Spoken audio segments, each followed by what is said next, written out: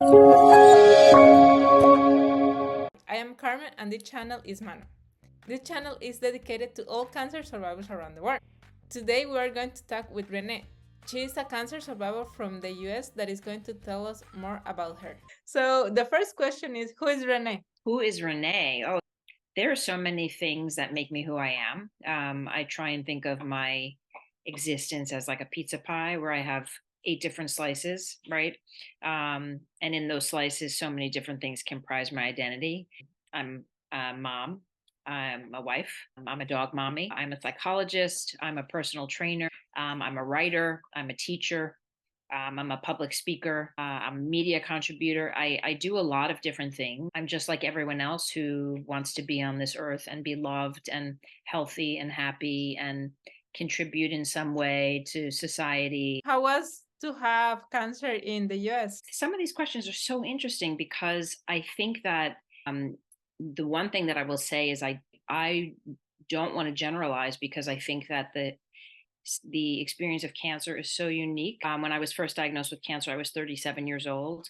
And so I think that the experience of having cancer at 37 in the United States or anywhere else is different than the experience of having cancer at 80. I was a young mom, I had young children, and my world was really turned upside down.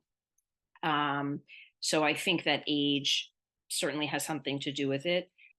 I think that in the United States in general, we've had an increasing of awareness, of early detection, of support. The difference between when I was diagnosed with cancer versus now, I think so much has changed. And even in terms of treatment, now cancer is more commonplace, and it doesn't carry with it always the death sentence that it has previously. And I think that there's a lot more awareness now, particularly, in the United States for sure. Like, there are definitely cultural differences, there are definitely racial, economic differences in terms of treatment here in the United States as well. Do you know many cancer survivors and how can you describe them in one word? I probably know more cancer survivors than the average person because I worked in a pediatric cancer center for 6 years. So I know a ton of pediatric cancer survivors who are now adults, which is beautiful. And I was trying to think of a common characteristic. I know everyone's been through trauma, and I would hate to have the one word traumatized because I think that that's not very empowering. I think that once again, we can't come up with a word because for me, I would say many empowering, positive words about my experience, and I would attribute that same positive word to other survivors. But I also know some people who have gone through the cancer experience who are not resilient and who are not fierce. So once again, I don't feel like I can say one word. I feel like so much of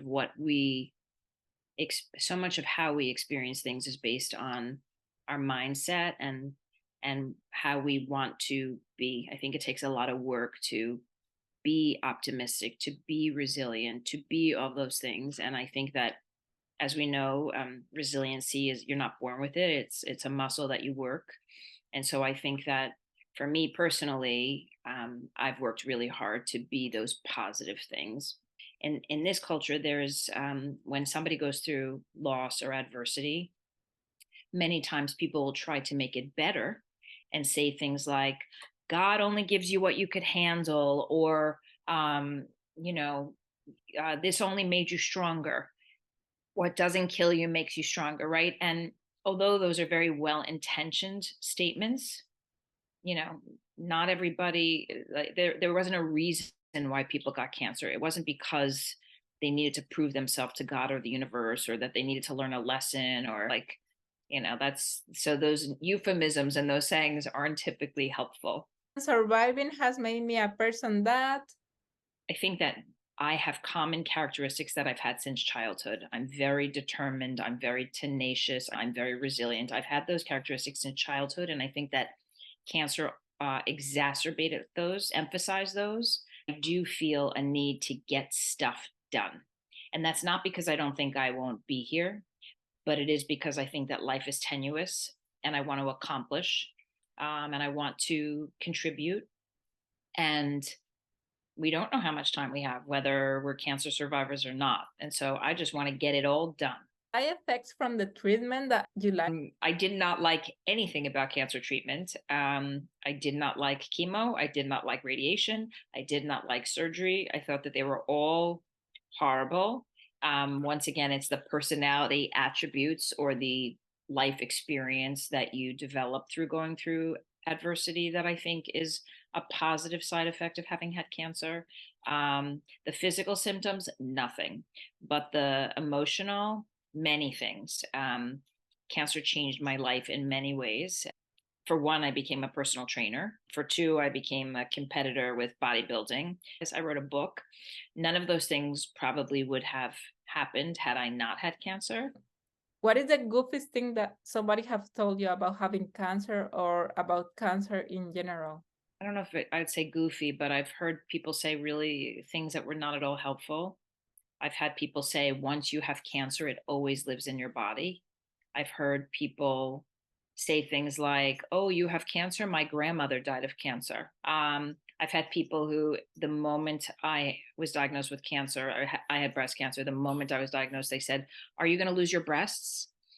I've found some people to be very insensitive. The next one, have you used the C card? Do you know what it is? Yeah, never. What changes do you want that in your community people do, or what changes do you want to see regarding cancer? Education would be really important. Educating people about, number one, early detection, educating people about how to speak to people who have cancer, educating them about, ways that they can empower themselves during the cancer journey. And the last question, which word describes you that doesn't have anything to do with cancer?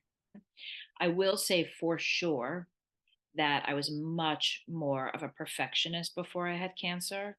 And cancer forced me to pull back a lot of the layers and to really understand deeper parts of myself and to become much more in touch with my own vulnerability, my imperfections. I became so much more in touch with my vulnerable parts and I learned to appreciate them. Oh, thank you. Thank you It's for telling us your absolutely. story. Don't forget to subscribe and give it a like if you like the video. And also, you can see other interviews with cancer survivors around the world in our channel. It could be in English or in Spanish. Thank you. Bye bye.